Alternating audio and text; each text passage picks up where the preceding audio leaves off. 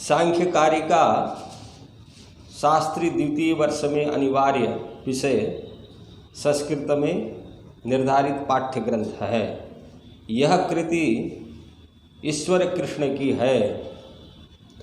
सांख्यकारिका में यत्रैताः सप्ततिरार्या भाष्यम तत्र गौड़पाद कृतम उल्लेख के अनुसार 70 आर्याएँ आर्या छंद में लिखी कारिकाएँ हैं। एतत् पवित्रमग्र्यं शिष्य परंपरया आगतमीश्वर कृष्णेन तथा सप्तत्याम किल, ये 3 कारिकाओं को लेकर के 72 हैं। अंतिम 3 कारिकाओं में गौड़पाद भाष्य उपलब्ध नहीं है। वेदों का प्रामाण्य स्वीकार करने वाले दर्शन आस्तिक तथा वेदों का प्रामाण्य स्वीकार न करने वाले दर्शन नास्तिक कहलाते हैं। न्याय, वैशेषिक, सांख्य, योग, मीमांसा एवं वेदांत, ये 6 दर्शन आस्तिक दर्शन तथा चार्वाक, जैन, बौद्ध दर्शन नास्तिक कहलाते हैं। दुख, संसार से कैवल्य तक की विवेचना से पूर्ण जो सांख्य दर्शन में अनेक व्याख्याय सिद्धांत हैं, जैसे दुख, पदार्थ, तत्व, पदार्थ माने तत्व, प्रमाण, गुण, सृष्टि, करण, शरीर तथा कैवल्य, इसमें सर्ग भी है। सांख्यकारिका में ईश्वर कृष्ण ने जगत जो 25 तत्व हैं उसमें 24 तत्व में व्याप्त सुख, दुख, मोह, प्रकाश, प्रवृत्ति, निवृत्ति, लघुता, गुरुता, जड़ता के त्रिवृत्तीकरण के आधार पर जगत के मूल कारण प्रकृति में सत्व, रज, तम त्रिगुण की सत्ता सिद्ध की है। प्रकृति गुणों से भिन्न नहीं, प्रकृति जो है गुणों से भिन्न नहीं है, अपितु तदात्मक है। अर्थात गुण से पृथक प्रकृति नहीं और प्रकृति से पृथक गुण नहीं है, प्रकृति से पृथक गुण नहीं है। त्रिगुण प्रकृति की 2 अवस्थाएं हैं। ये 2 अवस्थाएं कौन कौन है? साम्यावस्था तथा वैषम्यावस्था। गुणों की साम्यावस्था प्रलय तथा उनकी वैषम्यावस्था संसार है, उनकी वैषम्यावस्था संसार है। प्रकृति से महत, महत से अहंकार, अहंकार से एकादश इंद्रिय, एकादश इंद्रिय में आते हैं 5 कर्मेंद्रिय, 5 ज्ञानेंद्रिय, 1 मन, ये एकादश इंद्रिय और 5 तन्मात्रा। 5 तन्मात्रा है रूप, रस, गंध, स्पर्श, शब्द, ये तन्मात्रा तथा 5 तन्मात्रा से 5 महाभूत क्रमशः आविर्भूत होते हैं। सांख्य के अनुसार पदार्थों का आविर्भाव तथा तिरोभाव होता है, उत्पत्ति और नाश नहीं, क्योंकि असत की उत्पत्ति नहीं और सत का नाश नहीं होता है। अब ये सांख्यकारिका में परिणामतः सलिलवत् कर्तेव भवत्युदासीनः आदि जो दृष्टांत दिए गए हैं और पंगु अंधवत् उभयोरपि संयोगः आदि, इसमें परिणामतः सलिलवत् यथा आकाशात् एकरसं सलिलं पतितं नानारूपात् संश्लेषात् भिद्यते तत्तत् रसान्तरैः एवं एकस्मात् प्रधानात् प्रवृत्ताः त्रयो लोकाः नैकस्वभावा भवन्ति। देवेषु सत्वम उत्कटम रजस्तमसी उदासीने तेन ते अत्यंत सुखिनः। मनुष्येषु च रजः उत्कटं भवति सत्वतमसी उदासीने तेन ते अत्यंत दुखिनः। तिर्यक्षु तम उत्कटं भवति सत्वरजसी उदासीने तेन ते अत्यंत मूढ़ाः। ये गौड़पाद भाष्य है। इसमें बताया गया परिणामतः सलिलवत, माने आकाश से गिरी जल बिंदुएं समान आस्वाद वाली रहने पर भी, जैसे वर्षा होती है उसमें जल के जो बिंदु गिरते हैं उससे नींबू, आम, जामुन, अनार आदि के बीजों में प्रविष्ट होकर के षड्रसता को प्राप्त करती है, वे रस वैचित्र को ग्रहण करती है।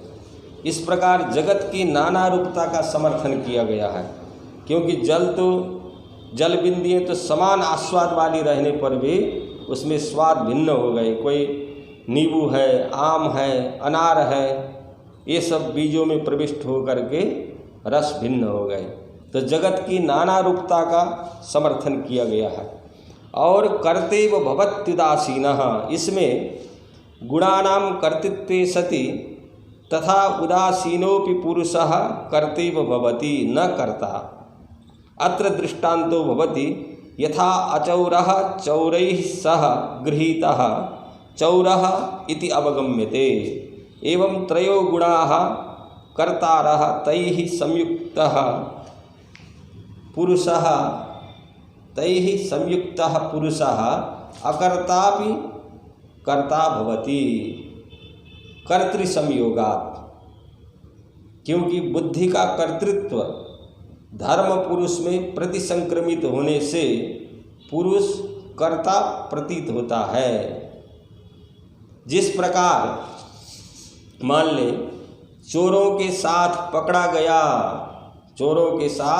पकड़ा गया निर्दोषी व्यक्ति भी उसी वर्ग का समझ लिया जाता है, यद्यपि वह निर्दोषी है।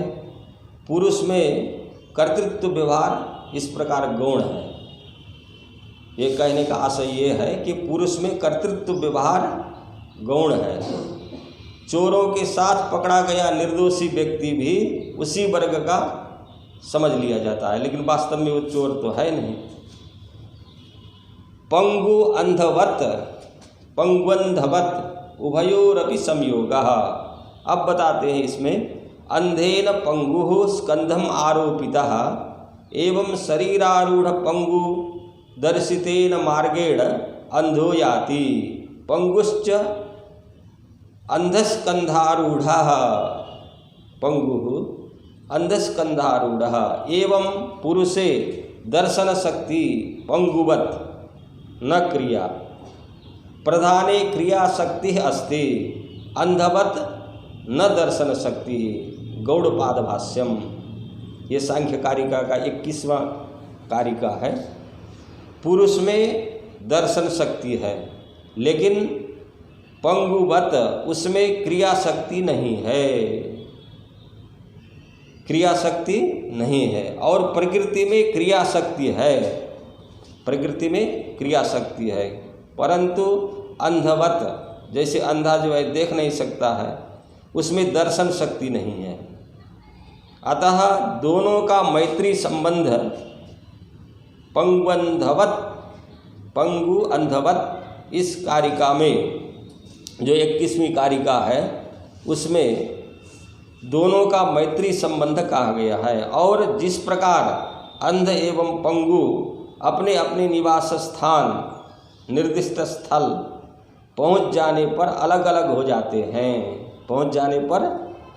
जाते हैं, इसी प्रकार प्रकृति भी पुरुष को मोक्ष दिलाकर चरितार्थ हो जाती है, और पुरुष भी कैवल्य प्राप्त करके कृतकृत्य हो जाता है। सांख्य कारिका में दुखोच्छेदोपाय जिज्ञासा वास्तविक दुख छेदोपाय जिज्ञासा, सांख्यीय तत्व परिगणन, प्रमाण मीमांसा, प्रमाण लक्षण, प्रमाण विषय विवेचन, प्रत्यक्ष न हो सकने में निमित्त, प्रकृति प्रत्यक्ष का विघटन हेतु, सत्कार्यवाद, व्यक्त तथा अव्यक्त के भिन्न भिन्न धर्म, व्यक्ताव्यक्त के समान धर्म, गुण निरूपण आदि विषय प्रतिपादित है इस सांख्य कारिका में। अस्याः सांख्य कारिकायाः प्रथमा कारिका, अस्यां कारिकायां दुःखोच्छेदोपाय जिज्ञासा विहिता। दुःखत्रयाभिघाता जिज्ञासा तद अपघातके हेतौ दृष्टे सा पार्था चिन् नैकान्तात्यन्ततो भावात्। इयं प्रथमा कारिका। दुःखत्रयभिघातात्, दुःखत्रयम् आध्यात्मिकम्, आदिभौतिकम्, आदिदैविकश्चेति। तत्र आध्यात्मिकं द्विविधं, शारीरं मानसं चेति। शरीर एवं मन से संबंधित दुख शरीर और मानस भेद से दो प्रकार का है। वात पित्त एवं कफ की असंतुलित अवस्था में शारीरिक दुख का उदय होता है।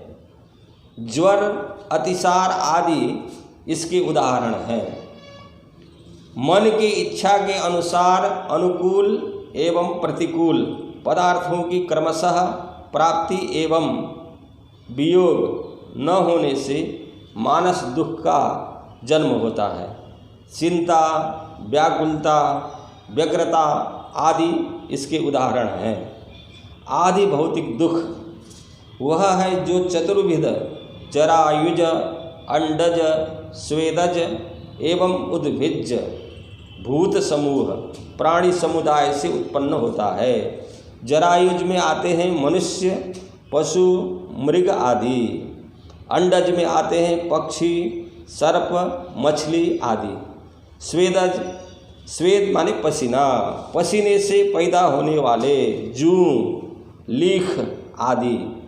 उद्भिज, धरती फोड़कर बाहर निकलने वाले पेड़ पौधे आदि के अंतर्गत है। आदि दैविक दुख देव से संबंधित है। देवानाम इदम दैवम दिवः प्रभवतीति वा, ऐसा गौड़पाद भाष्य में है। दैवम तदधिकृत्य यद उपजायते शीतोष्ण वात वर्षा शनि पातादिकम। ये जो है आदि दैविक दुख है। अब बता रहे हैं इसमें तद अपघातके हेतु जिज्ञासा भवति। तस्य दुःखत्रयस्य अभिघातको यह असौ हेतुः तत्र जिज्ञासा। आत्मा के साथ त्रिविध दुखों के असह्य संबंध के कारण उन त्रिविध दुखों को पूर्णतया अभिभूत करने में समर्थ सांख्य सम्मत उपाय के विषय में जिज्ञासा होती है। तद अवघातके हेतु जिज्ञासा भवति। अब आगे बता रहे दृष्टे सा अपार्था चेत दृष्टे हेतु दुःखत्रयाभिघातके सा जिज्ञासा अपार्था चेत। यदि कहा जाए कि दुःखनाशार्थ लौकिक उपाय प्रसिद्ध ही हैं, तदर्थ शास्त्र विषयक जिज्ञासा व्यर्थ है, ऐसा कह सकते हैं, तो यह शंका उचित नहीं है। क्यों उचित नहीं है? तो बता रहे हैं नैकान्तात्यन्ततो भावात्, न एकान्तात्यन्ततो भावात्। यतः एकान्ततः, एकान्ततः का अर्थ है अवश्यम, अत्यंततः का अर्थ है नित्यम।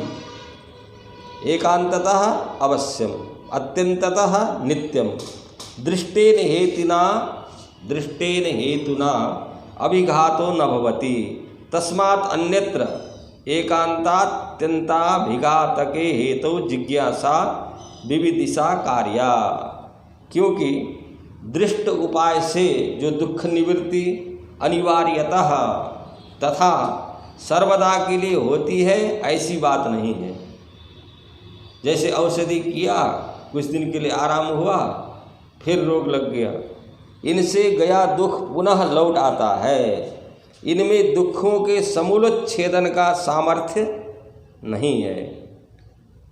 इसलिए एकांततः और अत्यंततः। अत्यंततः का मतलब नित्य है और एकांततः का मतलब गारंटी, अवश्यम, ऐसा नहीं है।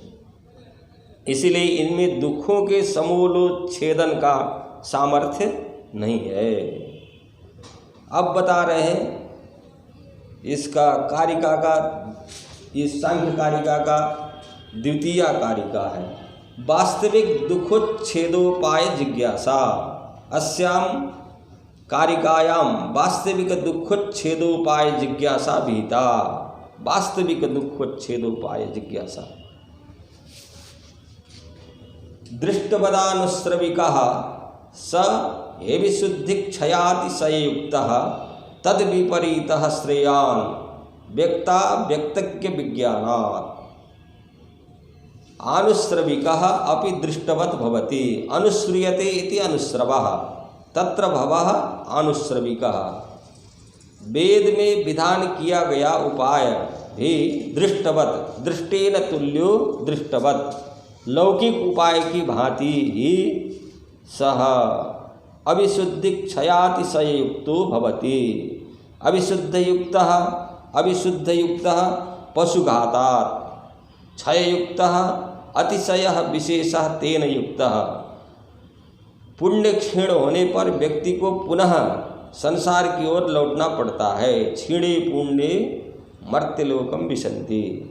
पुण्य क्षीण होने पर संसारागमन रूप दुख प्राप्ति का, स्वर्ग स्थिति में भी अपने से दूसरे को अधिक ऐश्वर्य संपन्न,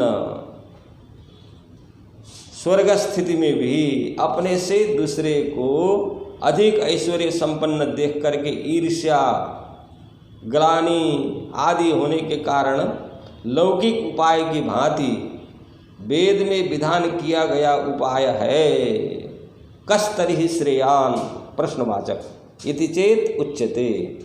तद विपरीतः श्रेयान् ताभ्याम दृष्टानुश्रविकाभ्याम विपरीतः श्रेयान् प्रशस्यतरः अविशुद्धि क्षयातिशया युक्तत्वात् व्यक्ता व्यक्तज्ञ विज्ञानात्। व्यक्तम महदादि, बुद्धि महत् माने बुद्धि, अहंकार, पंचतन्मात्राणि, एकादशेन्द्रियाणि, पंचमहाभूतानि, अव्यक्तम प्रधानम, ज्ञः पुरुषः। एवं एतानि पंचविंशति तत्वानि व्यक्ता व्यक्तज्ञाः कथ्यन्ते। लौकिक एवं वेद में विधान किया गया उपाय से भिन्न उपाय है। वास्तविक दुखच्छेदोपाय जिज्ञासा, ये लौकिक एवं वेद में विधान किया गया उपाय से ये भिन्न है। इसको बताया व्यक्ता व्यक्तज्ञ विज्ञानात्। अस्याः सांख्यकारिकायाः तृतीया कारिका। अस्यां कारिकायां सांख्यीय तत्व परिगणनं विहितं। तत्वानि परिगणितानि। मूल प्रकृति अविकृति महदाद्याः प्रकृति विकृतयः सप्त षोडशकस्तु विकारो न प्रकृतिर न विकृति पुरुषः।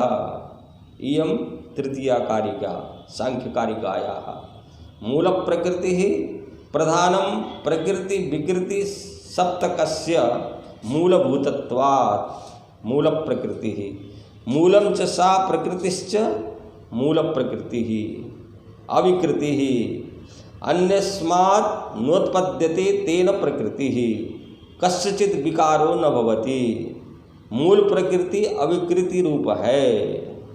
महदाद्याः प्रकृति विकृतयः सप्त महान बुद्धि बुद्ध्याद्याः सप्त बुद्धि अहंकारः पंचतन्मात्राणि एताः सप्त प्रकृति विकृतयः तद्यथा प्रधानात् बुद्धि उत्पद्यते।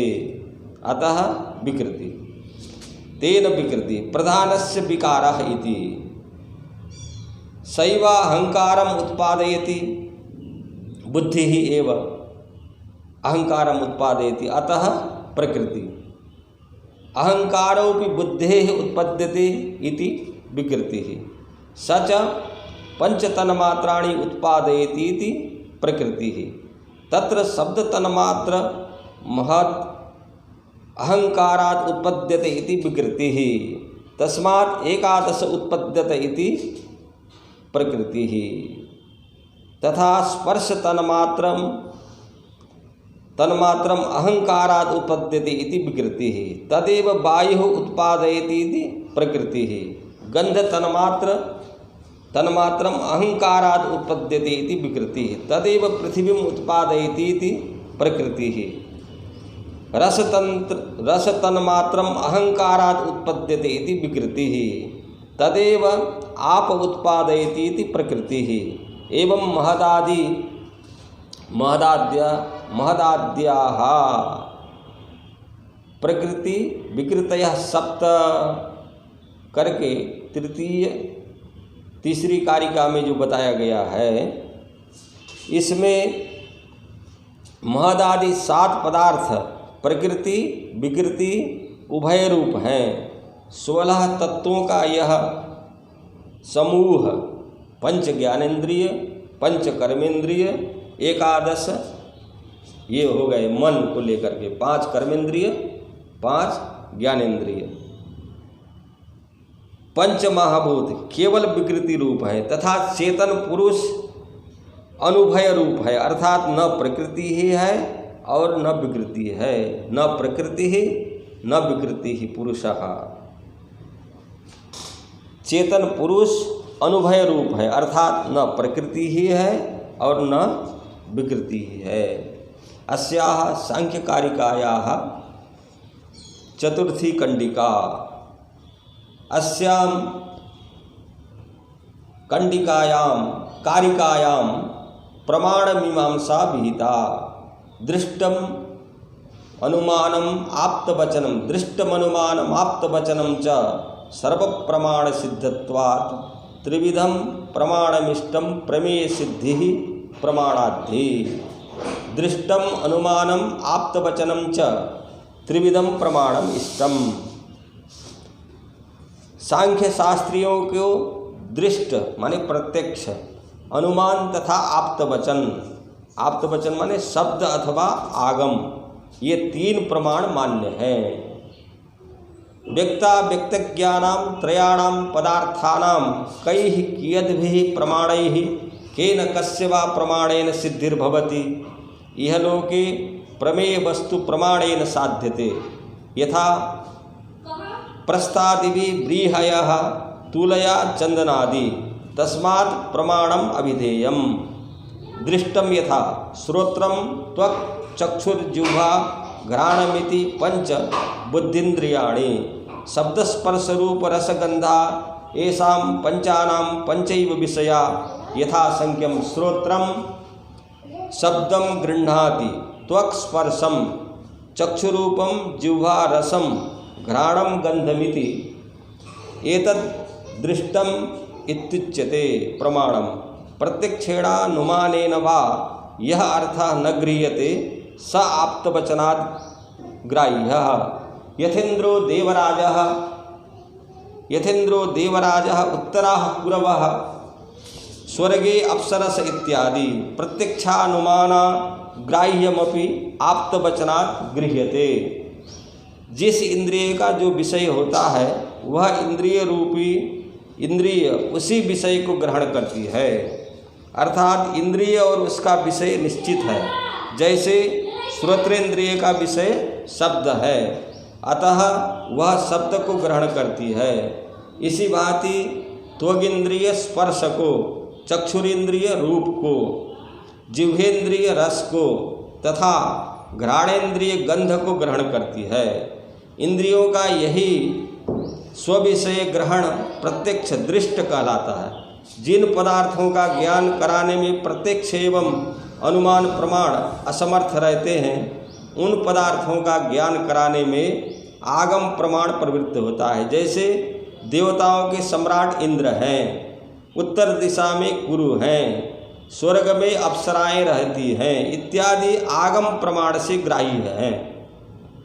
ये जो पदार्थों का ज्ञान कराने में आगम प्रमाण शब्द श्रवण पुरस्सर होने से इसमें वक्ता का स्थान मुख्य है।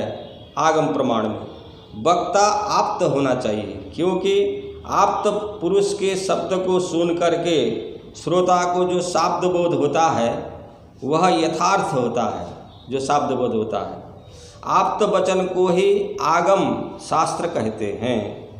आप्त वह है जिसके चित्तगत रागादि मल दोष नष्ट हो चुके हैं।